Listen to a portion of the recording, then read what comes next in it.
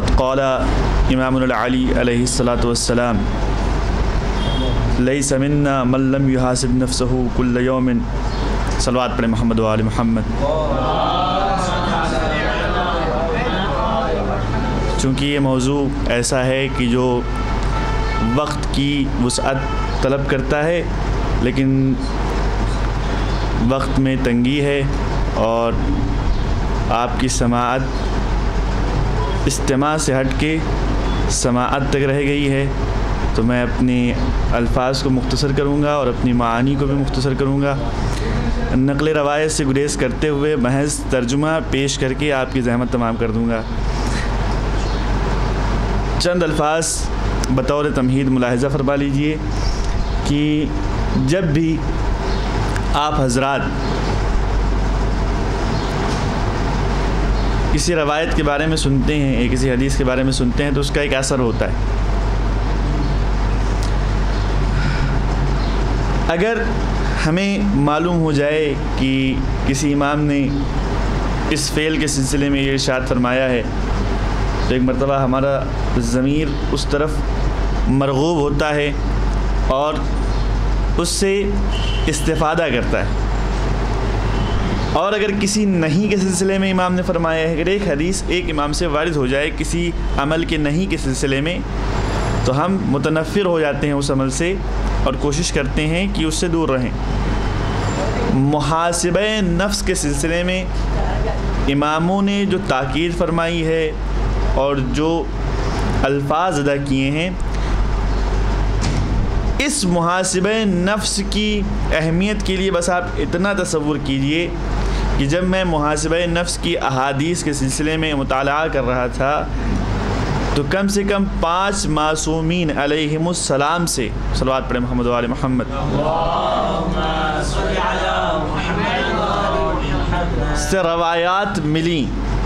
اور وہ 5 ائمہ کون ہیں؟ امیر المومنین حضرت علی بن ابی طالب، اور امام زین العابدین علیہ الصلوۃ والسلام، امام موسیٰ کاظم علیہ الصلوۃ والسلام، اور امام جعفر صادق علیہ الصلوۃ والسلام، اور ان سب کے ہمراہ رسول خدا صلی اللہ علیہ وآلہ وسلم.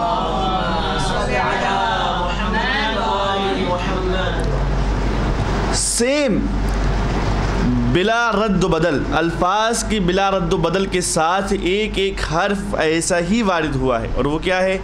لیس منا، ہم میں سے نہیں ہے. ملم، جو نہ کرے یحاسب نفسہ، اپنے نفس کا محاسبہ. یہ 5 معصومین، 6 معصومین جس میں رسول خدا بھی شامل ہیں، وہ یہ کہہ رہے ہیں کہ ہم میں سے نہیں ہیں. تو اس کی اہمیت کو ذرا تصور کیجئے کہ محاسبہ نفس کی اہمیت کیا ہے، کہ جس کے سلسلے میں معصومین علیہم السلام یہ جملہ بار بار یہ فقرہ کہہ رہے ہیں کہ ہم میں سے نہیں ہیں. تو اس کی اہمیت کیا ہوگی؟ اور پھر اس سلسلے میں یہی نہیں، امام فرما رہے ہیں کہ جو محاسبہ نفس نہ کرے وہ ہم میں سے نہیں ہے. اب جو محاسبہ نفس کرے تو کیا کرے؟ اگر محاسبہ نفس کرنے کے بعد وہ اپنے اندر کوئی خوبی پائے، کوئی اچھی چیز پایا، اس نے کچھ محاسبہ کیا اور اس نے کوئی خوبی پائی، شکرا للہ، تو اللہ کی بارگاہ میں شکر خدا کرے کہ اسے یہ توفیق ملی. اور اگر محاسبہ نفس کرنے کے بعد اس نے پایا کہ اس کی ذات میں کچھ قباحتیں ہیں، اس کی ذات میں کچھ گناہ آ چکے ہیں، اس سے کچھ گناہ سرزد ہو رہے ہیں، تو کیا کرے؟ استغفار کرے اور یتوب الیہ، اور اللہ کی طرف توبہ کرے، اللہ سے توبہ کرے، اپنے گناہوں کا استغفار کرے.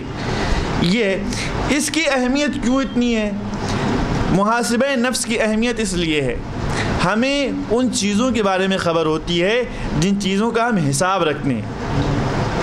جن چیزوں کا ہم حساب نہیں رکھتے، ان کے بارے میں خبر نہیں ہوتی، ہم اس سے، ہمارا ذہن اس سے ہٹ جاتا ہے. مثال کے طور پر آپ نے کسی کو قرض دیا، وہ تو یاد ہی رہتا ہے. قرض لیا وہ نہیں یاد رہتا ہے. تو اگر قرض لیا ہے اور وہ نہ یاد رہے تو آپ ادائیگی کے سلسلے میں بھول جائیں گے، کسی شخص کا حق ضائع ہوگا. اگر وہ تھوڑا شرم و لحاظ رکھتا ہے اور آپ سے دریافت نہیں کرتا تو اس کا حق آپ ضائع کر دیں گے. اسی طرح اگر آپ نے کوئی گناہ کیا اور اس کا محاسبہ نہیں کیا تو استغفار کیسے کریں گے؟ گناہ کیا، آپ اس گناہ کو بھول گئے، آپ سے کوئی گناہ سرزد ہوا، آپ اس گناہ کو بھول گئے، تو جب آپ اس گناہ کو بھول گئے ہیں تو آپ اس کا محاسبہ نہیں کر رہے ہیں، تو استغفار کیسے کریں گے؟ اور استغفار نہیں کریں گے تو یہی چھوٹے چھوٹے گناہ ایک بڑا انبار تیار ہو جائے گا، اور روز قیامت ہمارے ہاتھ میں پشیمانیوں کے علاوہ کچھ نہیں ہوگا، افسوس کفی افسوس روز قیامت ہوگا۔ لیکن نیکیاں ملیں تو شکر خدا کیجئے، کیوں شکر خدا کیوں کیجئے؟ کیونکہ اگر آپ شکر خدا کریں گے تو ان نیکیوں میں، اس رحمت میں، اس نعمت میں اضافہ ہوگا، یہ وعدہ پروردگار ہے۔ بس دوسری حدیث کی لا یکون ابدا مومنا، کہ بندہ مومن نہیں ہو سکتا حتی یحاسب نفسہ، لیکن یہ کہ اپنے نفس کا محاسبہ کر لے۔ اشد من محاسبت، یہ محاسبہ کس انداز سے؟ اس طرح نہیں، آپ کسی کے ساتھ بزنس کر رہے ہیں، اس روایت کا میں آپ کو ترجمہ دے رہا ہوں، الفاظ میرے ہیں لیکن ترجمہ یہ ہے کہ آپ کسی کے ساتھ بزنس کرتے ہیں، وہ آپ کا شریک ہوتا ہے، تو جب آپ کسی کو اپنے بزنس میں شریک کرتے ہیں اور اس بزنس کے کامیاب ہونے میں یا ناکامیاب ہونے میں آپ اس کے ساتھ کچھ محاسبہ کرتے ہیں، حساب کرتے ہیں، کتنا نفع ہوا، کتنا نقصان ہوا، کہاں خرچے ہوئے یہ پیسے اور کیوں ہم کو یہ نقصان ہوا، نفع ہوا تو کس چیز سے زیادہ نفع ہوا، نقصان ہوا تو کس چیز سے زیادہ نقصان ہوا، ہم نے کہاں غلطی کی۔ امام فرما رہے ہیں کہ اپنے نفس کا محاسبہ اس شریک سے بھی زیادہ سخت تر کرو جو تم ایک تجارت میں اپنے شریک تجارت کے ساتھ کرتے ہو۔ یہ ہے محاسبہ نفس کی اہمیت کا معیار جو امام بتا رہے ہیں۔ یعنی صرف ایسا نہیں کہ مثلا ہم جوڑنے بیٹھے آج اتنی غلطیاں ہوں، اتنے گناہ ہوئے، اتنے ثواب ہوئے، وغیرہ وغیرہ وغیرہ، اس طرح نہیں۔ امام نے انداز بتایا ہے کہ جس طرح تم اپنے شریک تجارت کا محاسبہ کرتے ہو، اس سے حساب لیتے ہو، تم اس طرح سے محاسبہ کرو۔ صلوات پڑھیں محمد و آل محمد۔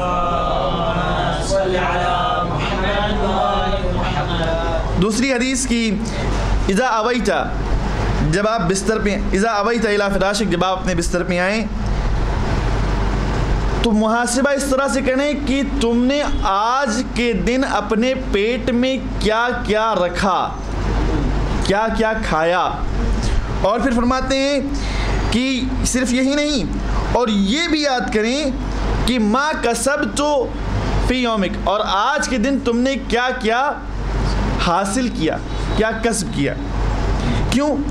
وذکر انک میت، یاد رکھو کہ تم کو ایک روز میت ہو جانا ہے، ہونا ہی ہونا ہے، تم کو ایک روز مرنا ہی مرنا ہے۔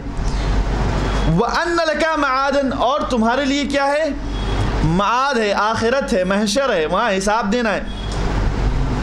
اور ایک اور حدیث رسول خدا صلی اللہ علیہ وآلہ وسلم کی صلوات پر محمد علیہ محمد،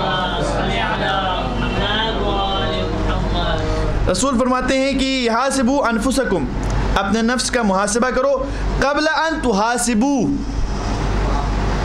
کہ اپنے نفس کا محاسبہ کرو اس سے پہلے کہ تمہارا حساب ہونے لگ جائے، اس سے پہلے کہ روز قیامت تمہارا حساب ہونے لگ جائے، اس سے پہلے خود اپنے نفس کا محاسبہ کر لو۔ وزینوا، اور اپنے آپ کو مزین کر لو، قبل ان توزنوا، اس سے پہلے کہ تمہیں تولا جائے کہ تمہارے اعمال کتنے زیادہ ہیں کتنے کم ہیں، اس سے پہلے اپنے آپ کو آراستہ کر لو، اپنے آپ کو اس طرح بنا لو کہ جب روز قیامت بارگاہ خداوند متعال میں پیشی ہو تو تمہارے اعمال زیادہ ہوں، تمہارے اعمال حسنہ زیادہ ہوں، تمہارے اعمال سیئہ زیادہ نہ ہوں۔ صلوات پڑھیں محمد و آل محمد۔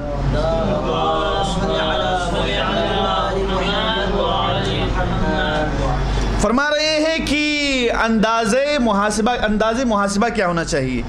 امام فرماتے ہیں یا نفسو ان ھذا یوم مضى علیک، یہ جو روز تھا اے نفس، یہ جو روز تھا وہ گزر گیا تیرے اوپر سے، لا یعود الیک ابدا، اور یہ واپس پلٹ کے تیرے لیے نہیں آئے گا۔ محاسبہ اس انداز سے ہو کہ جو روز گزر گیا اپنے نفس کو اس طرح جھنجھوڑیے، جب محاسبہ کیجئے یہ جان کے کہ جو روز گزر گیا یہ نہیں آئے گا، جو تو نے کیا ہے اس کا محاسبہ کر کے اگلے دن، اگلے آنے والے دن اس چیز سے بچ جو تیرے کردار کو پاش کرتا ہے، اور اس چیز کو اختیار کر جو تیرے کردار کو زینت بخشتا ہے۔ امام بتا رہے ہیں محاسبہ نفس کا ایک طریقہ کار کہ کس طرح سے محاسبہ نفس کرنا چاہیے. میں اپنی بات کو سمیٹ کے بس ثمرات محاسبہ نفس کیا ہے، یعنی محاسبہ نفس کے فائدے کیا ہیں. امام فرماتے ہیں کہ سعادت، سب سے پہلے سعادت حاصل ہوتی ہے. من حاسب نفسہ سعیدہ، جو اپنے نفس کا محاسبہ کرتا ہے وہ خوش و خرم رہتا ہے. اسے آخرت کی ایک فکر تو رہتی ہے لیکن خوف نہیں رہتا. آخرت کی فکر تو رہے گی اس کو کہ خیر پھر بھی جانا آخرت میں ہی ہے، پیش خدا بند متعال ہونا ہے، لیکن خوف نہیں رہتا. امام فرما رہے صلاح المومن، صلاح المومن کہ ثمرۃ محاسبۃ صلاح المومن، کہ محاسبے کا جو ثمرہ فائدہ کیا ہے، وہ مومن کی اصلاح ہو جاتی ہے. مومن اپنی اصلاح کر لیتا ہے اور اپنے آپ کو گناہوں سے پاک کر لیتا ہے. اور اس کے بعد فرما رہے ہیں کہ جو محاسبہ نفس کرتا ہے، تیسرا فائدہ، جو محاسبہ نفس کرتا ہے وہ گناہوں سے، لوگوں کی مکاریوں سے، لوگوں کے دھوکوں سے، منافقوں سے، ان کی منافقتوں سے دور ہو جاتا ہے. کیونکہ آپ کو معلوم ہوگا کہ آج میں کس کس سے دھوکہ کھا کے آیا ہوں اور کس قسم کا دھوکہ کھا کے آیا ہوں اور کیسے کیسے لوگوں سے دھوکہ کھا کے آیا ہوں. تو ان سب چیزوں کو جب ملاحظہ کرتا ہے، محاسبہ کرتا ہے، اور یہ محاسبہ جب ختم کرتا ہے تو اپنے آپ کو تہیا کر لیتا ہے کہ آئندہ اس چیز سے دھوکہ نہیں کھانا ہے. دوسرا دوام الربح، کہہ رہے ہیں کہ اس سے فائدہ یہ ہوتا ہے کہ اس کا نفس جو ہوتا ہے یہ فائدہ حاصل کرتا ہے، ان چیزوں سے، ان خساروں سے دور ہو جاتا ہے کہ جس سے اس کو خطرہ ہوتا ہے. فائدہ اس کو ہمیشہ ہوتا ہے. اگر انسان محاسبہ نفس کرے، انسان روز اپنے غلے کا حساب کرے، روز اپنے بزنس جو غلہ ملتا ہے اس کو حساب کرے، تو وہ کبھی بھی خسارہ نہیں کھائے گا، کبھی اس کی قسمت میں خسارہ نہیں ہوگا. ادراک الرغائب، جب انسان محاسبہ نفس کرتا ہے تو اللہ کی طرف سے جو نعمتیں آتی ہیں، اللہ کی طرف سے جو تحفے آتے ہیں، اس کا ادراک ہوتا ہے. ایک حدیث اس سلسلے میں جو بس آخری ہے اور یہ میں آپ کی خدمت میں بیان کر رہا ہوں، اور وہ یہ ہے کہ امام نے جو فرمایا کہ لیس منا من لم یحاسب نفسہ، کہ ہم میں سے وہ نہیں ہے کہ جو اپنے نفس کا محاسبہ نہ کرے. اس حدیث کی شرح میں علماء لکھتے ہیں کہ اس حدیث کو اتنے ہلکے میں مت لیجیے.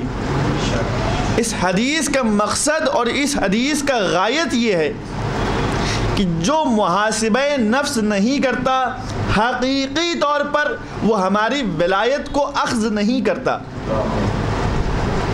ہم سب ولایت اہل بیت قدم بڑھتے ہیں اور ولایت اہل بیت کا نعرہ بلند کرتے ہیں اور ہمیشہ امیر المومنین کی ولایت اور اہل بیت کی ولایت کا دم بھرتے ہیں. امام فرما رہے ہیں کہ جو محاسبہ نفس کرتا، حقیقی طور پہ اس نے ہماری ولایت کو اخذ نہیں کیا. تو محاسبہ نفس کا اندازہ آپ اس بات سے لگائیے کہ محاسبہ نفس اصلی طور پر ہمیں ولایت امیر المومنین علیہ السلام سے متمسک کرتا ہے. جتنے بھی ائمہ ہیں ان کی ولایت سے ہمیں متمسک کرتا ہے. صلوات پڑھیں محمد و آل محمد. ایک حدیث ملاحظہ فرما لیجئے، اس کے بعد احمد تمام، اور وہ حدیث یہ ہے کہ صلوات پڑھیں محمد و آل محمد. وہ حدیث ہے کہ ارفعوا اصواتکم للصلاة علی فانھا تذھب بالنفاق، کہ جب ہم پہ صلوات پڑھو تو اپنی آوازوں کو بلند کر کے پڑھو، یہ تمہارے دلوں سے نفاق کو لے کے جاتا ہے. صلوات پڑھیں محمد و آل محمد.